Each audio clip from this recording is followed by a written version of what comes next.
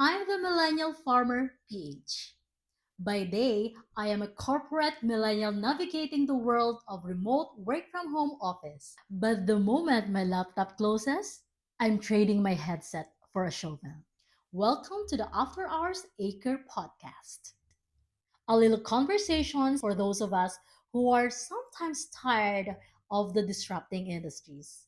But don't get me wrong, of course, we love our jobs.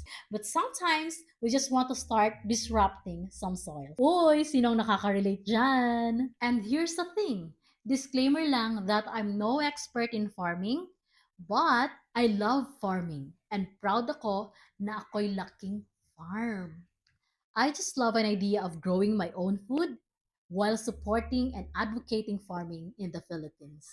So every week, I am documenting and vlogging the journey bilang isang millennial farmer PH after my morning shift. Pag-uusapan naman natin sa susunod about watering my plants during my lunch break and the mental health shift that happens when I stop staring at my laptop screen and start staring at my plants. So, whether you are a fellow corporate grinder or a weekend gardener or just someone who loves farming, join me sa podcast na ito. This is the After Hours Acre Podcast. Hit subscribe, put on your boots and gloves, and let's talk here in my YouTube channel. Thanks for watching.